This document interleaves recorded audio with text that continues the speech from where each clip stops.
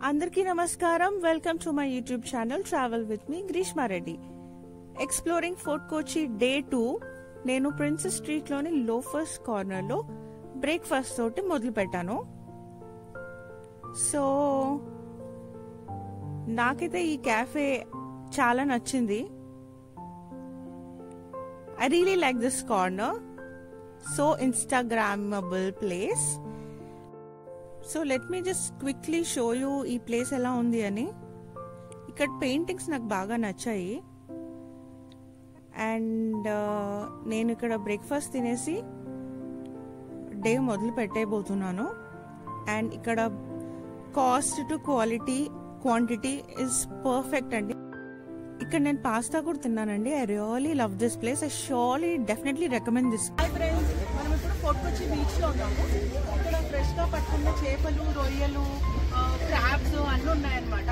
ఇక్కడ నుంచి తీసుకెళ్ళి మనకు ఇక్కడ ఈకొచ్చి అలా ఒక 4-5 క్యాఫేస్ ఉన్నాయి. ఇక్కడ నుంచి తీసుకెళ్ళి ఇస్తే వాళ్ళు మనకి ఫ్రై చేసి ఇస్తారు అనమాట. సో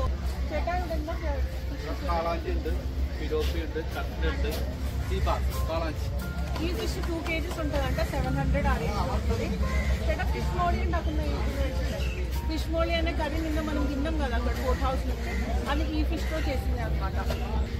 అది స్క్విడ్ మలయాళంలో కూందల్ అంటారంట మలయాళంలో. ఇది ఇది సీ ప్రాన్స్ అంట. Tiger prawns. ఇది వచ్చేసి టైగర్ ప్రాన్స్ అనమాట.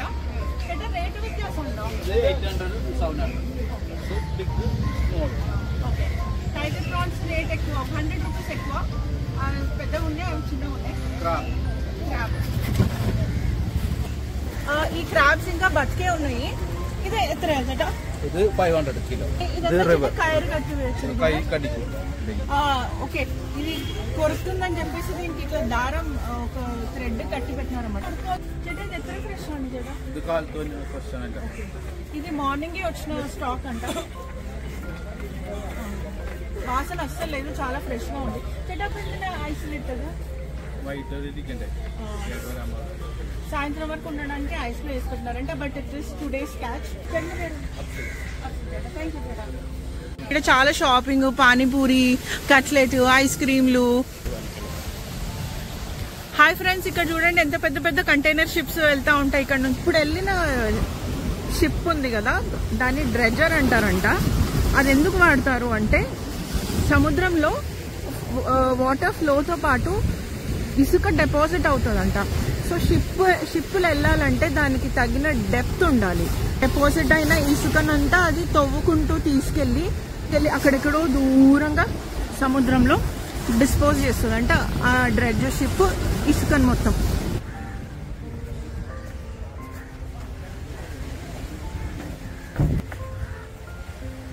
హాయ్ ఫ్రెండ్స్, మనం చైనీస్ ఫిషింగ్ నెట్ లోపలికి వచ్చినాం ఇప్పుడు.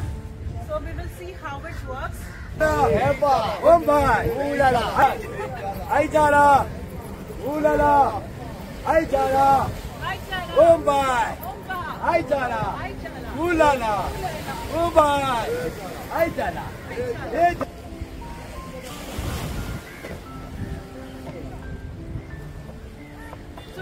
ఫిషింగ్ నెట్ పైకి లేస్తున్నారు. ఫిషెస్ కంటే ముందు అక్కడ కొంగలు ఉన్నాయి. ఎక్కువ ఫిష్లు ఏం రావాలి. Bomb bomb bomb.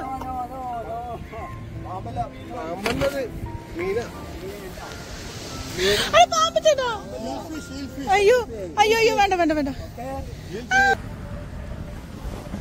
Please explain to me what is this Chinese fishing? This is called the Chinese fishing net, madam. The 700 is a older technology. 13-14 century. Okay. So wooden also teak wood. Okay. The stones the counter weight. Okay. This one's a cantilever system. So put in the water 2-3 minutes, 1 day 200 time pulling, some day 250 times.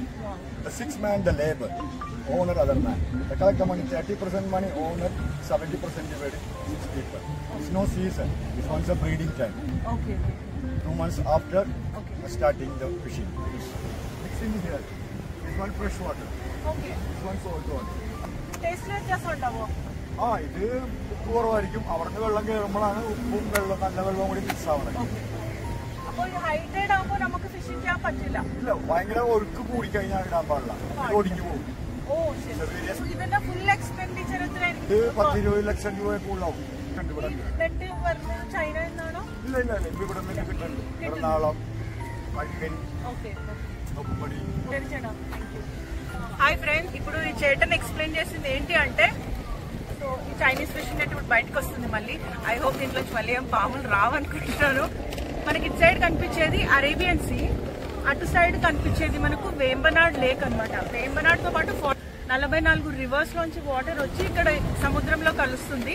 So this is the place, కలిసే place. ఎప్పుడు reverse సముద్రంలో కలుస్తాయని నేను విన్నానే కానీ చూడడం this is the first time and I'm so excited to hear about it. So ఇటు పక్క ఉండే water లో కొంచెం ఉప్పు టేస్ట్ ఎక్కువ ఉంటుందంట, అటు సైడ్ తక్కువ ఉంటుందంట. అండ్ వీళ్ళు హై టైడ్ ఉన్నప్పుడు ఫిషింగ్ చెయ్యరంట, ఎందుకంటే హై టైడ్ ఉన్నప్పుడు ఈ నెట్లు బ్రేక్ అయిపోయే ఒక పాసిబిలిటీ ఉంటుందంట. అండ్ ఈ పర్టికులర్ ఫిషింగ్ నెట్ ఏజ్ వచ్చేసి 700 years ఓల్డ్ అంట. ఎవ్రీ 5 years కి వీళ్ళు మెటీరియల్ చేంజ్ చేయాలి. 6 months కి ఒకసారి ఈ ఫిషింగ్ నెట్స్ చేంజ్ చేయాలి. మళ్ళీ ఇంకొక క్యాచ్ వచ్చింది, ప్లాస్టిక్ బాటిల్స్ కూడా వచ్చినాయి ఈసారి. So I enjoyed pulling it and I really enjoyed. అది ఇండియన్ నేవీ వాళ్ళ సర్వేలెన్స్ హెలికాప్టర్. ఒక్కొక్కరికి వస్తే చైనీస్ ఫిషింగ్ నెట్ డెఫినెట్లీ మీరు ట్రై చేయాలి. చెట్టు పేరు ఎంత? అబ్దుల్ మనాఫ్ అనే చేటన్ నాకు మొత్తం ఎక్స్ప్లెయిన్ చేసింది. Okay bye guys, off to the next destination. Hi friends, మనం నెక్స్ట్ స్పాట్ కి వచ్చేసాము చూడడానికి. మనం ఇప్పుడు జూ స్ట్రీట్ లో ఉన్నాము, జూ టౌన్ అని కూడా అంటారు. So let's see what is there. నాకైతే మంచి మంచి షాప్స్ కనిపిస్తున్నాయి ఇక్కడ. Let's go and see what is there inside. And ఇక్కడైతే ఒక బిల్డింగ్ ఉంది, ఇది నాకు చాలా నచ్చింది. ఇది ఒక ఓల్డెస్ట్ జూయిష్ వాళ్ళ ఇల్లు అనమాట ఇది. సో మనం లోపలికి వెళ్ళి చూద్దాము జూ టౌన్ లో ఏమేమి ఉన్నాయో. సరే, ఈ డోర్ చూసారా ఎంత పెద్ద ఉంది డోర్, అలా వెంటిలేషన్ కి కూడా. అండ్ ఆ కిటికీలు కూడా ఎంత బాగున్నాయి. ఆ కిటికీలు కూడా చూడండి ఎంత బాగున్నాయో అసలు. ఆ గోల్డెన్ కార్వింగ్, గ్లాసెస్ చాలా బాగున్నాయి. ఇక్కడ మనకు జూ టౌన్ లో సినగాగ్ ఉంది చూడడానికి. అండ్ ఇక్కడ మనకు చాలా యాంటిక్ షాప్స్ ఉన్నాయి.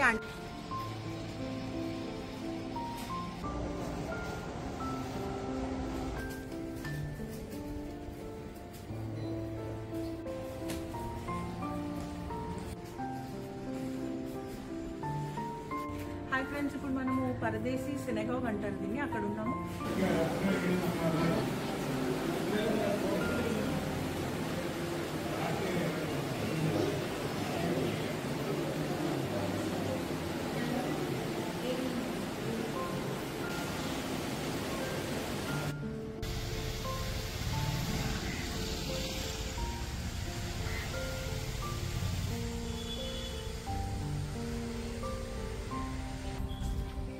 ఫ్రెండ్స్, నేను చెప్పిన మటాంజరీ ప్యాలెస్ ఇదే అనమాట.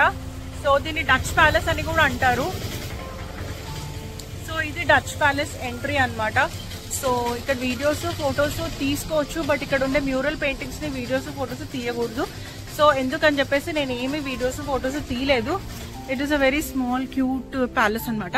ఈ ప్యాలెస్ కి ఒక సైడ్ వచ్చేసి పడయన్నూరు భగవతి టెంపుల్ ఉంది, అమ్మవారి టెంపుల్. లోపల శివుడు కూడా ఉన్నాడు. ఇటు సైడ్ చూసినట్టయితే మనకి శ్రీకృష్ణ టెంపుల్ ఉంది. సో వెనకల శ్రీకృష్ణ టెంపుల్ గోపురం కనిపిస్తుంది, ఇంకా మనకి సినగాగ్ కూడా కనిపిస్తుంది. జూ టౌన్ లో చూడాల్సిన ప్లేసెస్ లో పోలీస్ మ్యూజియం కూడా ఒకటి. ఇక్కడ బ్రిటిష్ కాలం నుంచి ఉన్న స్వర్డ్స్, గన్స్, సంకెళ్ళు, యూనిఫామ్స్ అన్ని ఇక్కడ పదిలిపరిచి ఉంచారు. పదండి జూ టౌన్ లో ఉండే ఆర్ట్ అండ్ యాంటిక్ షాప్స్ ని మనం ఎక్స్ప్లోర్ చేసేద్దాం. జూ టౌన్ లో ముఖ్యంగా ఉండే షాప్స్ వచ్చేసి పర్ఫ్యూమ్ షాప్స్, యాంటిక్ షాప్స్, ఇంకా స్పైస్ షాప్స్. ఈ యాంటిక్ షాపుల్లో ఉండే వస్తువుల్ని చూడడానికి 2 కళ్ళు సరిపోవు అంటే నమ్మండి, నిజంగా. అండ్ అట్లనే ఒక రోజంతా వీటినే చూస్తూ కూడా మనం గడిపేయచ్చు.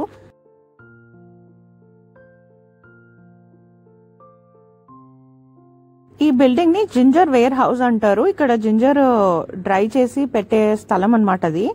అండ్ ఇది గవర్నమెంట్ అప్రూవ్డ్ స్పైసెస్ ఉంటాయి. అప్రూవ్డ్ కదా, అప్రూవ్డ్ అని ఉంది. బట్ ఎనీవేస్, ఇది ఇంకొక యాంటిక్ షాప్.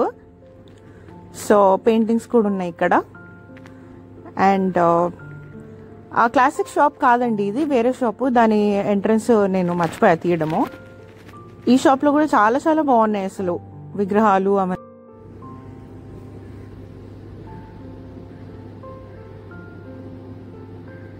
ఈ నటరాజ్ స్వామి విగ్రహం కలర్ ఎంత బాగుంది చూడండి. ఆ కథకళి బొమ్మ కూడా ఎంత బాగుంది చూడండి.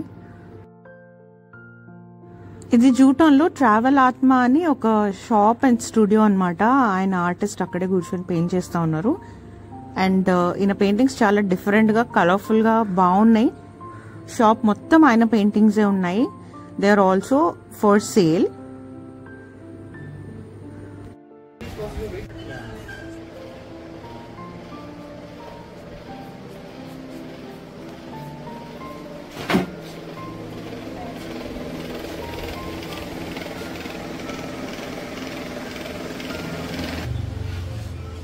కలర్ కలర్ బనానా ఫైబర్ తో చేసిన టేబుల్ మ్యాట్. ఇక్కడ కింద ఉంది.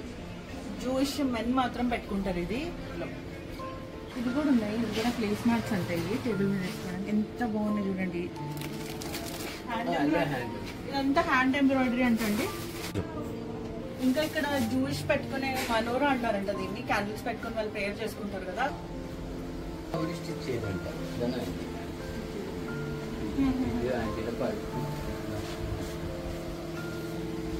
ఆంటీ స్టిచ్ చేసిన లాస్ట్ ఎంబ్రాయిడరీ పిలో కవర్ అనమాట ఇది. ఆవిడకి ఎത്ര ప్రాయం? ఆవిడకి 97 ఏళ్ళు ఉన్నప్పుడు ఆవిడ చనిపోయారు. సో అదే ఆమె పిక్చరు. ఇది కూడా ఈ బామ్మ చేసిన ఒక ఆర్ట్ పీస్ అనమాట. ఇక్కడ ఒక పాత ఈజీ చైర్ ఉంది. ఇది సారామ యూజ్ చేస్తున్న ఈజీ చైర్ అనమాట. సో ఆమె పేరు వచ్చేసి సారా కోహెన్.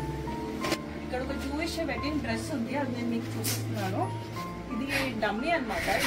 డెమో కోసం ఇలా ఉంటుందని చూపించడానికి. ఇది బనారస్ తో చేసింది.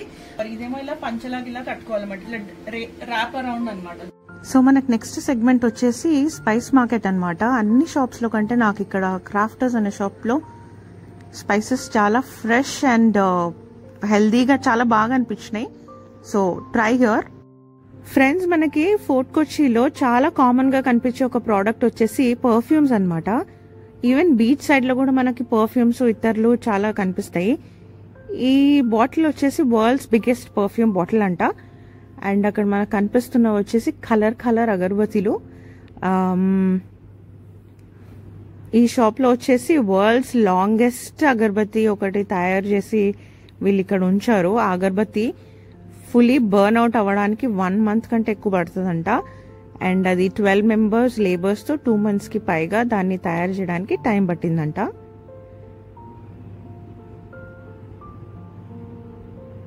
అండ్ ఇక్కడ వచ్చేసి rose petals, powders, herbs, sage, vetiver ఇట్లాంటి హర్బ్స్ అన్ని ఉన్నాయన్నమాట. ఇక్కడ orange peel, lemon grass and lavender etcetera అట్లాంటివన్నీ ఉన్నాయి ఇక్కడ.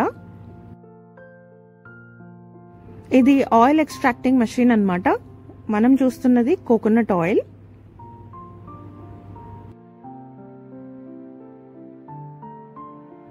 ఈ మెషిన్ అగరబత్తులు తయారు చేసే మెషిన్. ఇక్కడ వాళ్ళ ఒరిజినల్ పర్ఫ్యూమ్స్ అండ్ ఇతర్స్ తో పాటు చాలా రిక్రియేటెడ్ పర్ఫ్యూమ్స్ కూడా ఉన్నాయి. మట్టంచేరి జూ టౌన్ చూసి వచ్చిన తర్వాత బాగా నక్కనకలాడే ఆకలితో నేను ఈ ఫ్యూజన్ బే అనే రెస్టారెంట్కి వచ్చాను. ఇక్కడ చాలా క్యూట్ మట్టి పాత్రలు, పాటరీ ఐటమ్స్, ఇంకా మన రోళ్ళు, రోకళ్ళు అట్లాంటివన్నీ ఉన్నాయి. సో ఇది నేను కూర్చున్న స్పాట్. సో నేను ఆర్డర్ చేసిన ఐటమ్ వచ్చేసి దీన్ని చట్టి చోరు అంటారు. ఒక మట్టి పాత్రలో అన్నం పెట్టి దానిపైన అన్ని కర్రీస్ ఇలా వేసిస్తారనమాట. క్యాబేజ్ తోరను, 2 చికెన్ ఫ్రై ముక్కలు, 2 ఫిష్ ఫ్రై ముక్కలు, ఒక ఫిష్ గ్రేవీ కర్రీ, కొబ్బరి చట్నీ, సాంబార్ ఉండదు, మజ్జిగ పులుసు ఉంటుంది. చికెనా బీఫా అని వాళ్ళు అడగడం మర్చిపోవచ్చు.